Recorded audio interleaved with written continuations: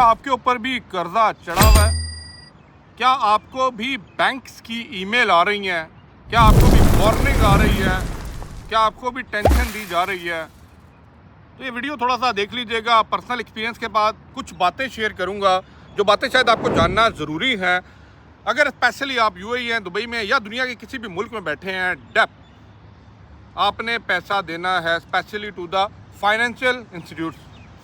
Bank हो गया, कोई भी ऐसा इदारा हो गया जिसने आपको कर्जा दिया था और आप इस काबिल नहीं है कि उस कर्जे को भी वापस कर सकें, तो आपके पास क्या ऑप्शंस हैं या क्या आप कर सकते हैं? और आपको धड़ाधड़ कॉल्स आ रही हैं लीगल एक्शन लेने की, वो क्या कहते हैं, मैसेजेस आ रहे हैं, कॉल आ रहे हैं, थ्रेट्स आ रहे हैं, और अननोन नंबर से, अननोन मैसेजेस से भी आपको थ्रेट्स मिल रहे हैं कि हम ये कर देंगे, वो कर देंगे। स्पेशली अगर मैं बात करूँ ना यूएई और दुबई के अंदर, तो आप लोगों को बहुत से डिफरेंट थर्ड पार्टीज कंपनी है जो आपको अप्रोच कर रही होती है कि भाई आपने अगर ये पैसा पे नहीं किया तो फलाना फलाना फलाना एक्शन कर दिया जाएगा। Even though they are using आपके होम कंट्रीज़ की कुछ एजेंसीज को यूज़ करके आपको होम कंट्रीज़ के अंदर भी थ्रेड किया जा रहा होता है। थ्रेड ही बोलूँगा क्योंकि काफ़ी कंडीशन में जब थर्ड पार्टी बीच में इन्वॉल्व हो जाती है तो थ्रेड्स ज़्यादा देना शुरू कर देते हैं वार्निंग के बजाय। क्या करना है आपने मैक्सिमम क्या होगा, स्पेशली यूएई दुबई के अंदर है ना, बाय लॉ आपको ट्रैवल बैन कर दिया जाएगा। आपके ऊपर एक केस वाया द बैंक और फाइनेंशियल इंस्टीट्यूट खोला जाएगा। उस केस को आपके चेक के साथ एग्जीक्यूट करके डायरेक्टली आपके ऊपर ट्रैवल बैन हो जाता है। लेकिन मेजॉरिटी केसेस के अंदर बैंक की ये ख्वाहिश नहीं होती कि डायरेक्टली आपके ऊपर ट्रैवल बैन, और क्योंकि बैंक को स्पेसिफिक अमाउंट ऑफ फीस देनी पड़ती है कोर्ट को to open a execute a case on you. अब देखें, हर बंदे पे अगर बैंक केस खोलने लग जाएगा तो फिर बैंक का तो सारा पैसा जो है केस लगाने पे लग जाएगा ना। ज़रा try to understand the point. इसलिए बैंक क्या करता है, मुका कर लेता है थर्ड पार्टी के साथ कि आपसे हम ये सर्विसेज लेते हैं, आप कितना लेंगे, उनसे वो मुका होता है। थर्ड पार्टी कॉल करती है, फॉलो अप करती है और एक निगोशिएशन बनाती है वाया बैंक एंड यू, ताकि कोई ब्रिज बने, क्योंकि आपके उस अमाउंट के जो प्रिंसिपल अमाउंट होती है उसमें से कुछ कमीशन जो है थर्ड पार्टी को जाता है, इसलिए वो ये सर्विसेज प्रोवाइड करती है। Point to be noted.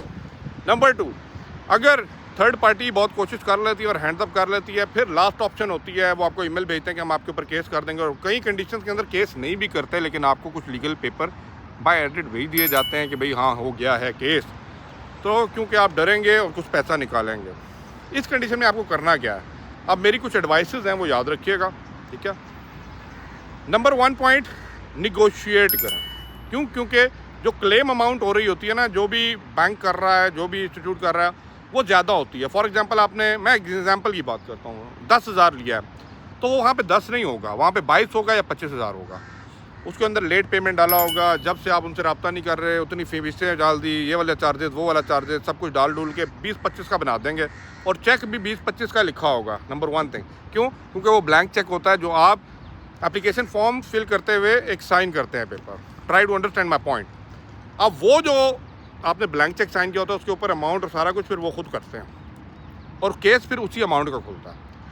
तो इससे बेहतर है कि आप जो थर्ड पार्टी अगर आपको इन्वॉल्व कर रही है या डायरेक्टली बैंक का कलेक्शन डिपार्टमेंट अगर आपसे बात कर रहा है ना, उन्हें बोले सबसे पहले जो प्रिंसिपल अमाउंट में से अगर कोई आपने इंस्टॉलमेंट्स दी हुई हैं या जो अमाउंट आपने पे की हुई है, उनसे क्या यार पहले तो वो वाला अमाउंट निकाल के जो बैलेंस अमाउंट बनता है ना उसके ऊपर थोड़ा सा निगोशिएट करें।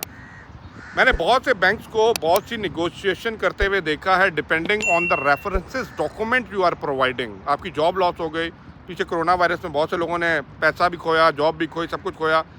Provide them a job loss letter. आपकी जॉब नहीं थी या कोई भी मसला हुआ है जिस वजह से पैसा लॉस हुआ है, वो प्रोवाइड करें एंड लेट देम नो कि भाई आपके पास अभी पैसा नहीं है।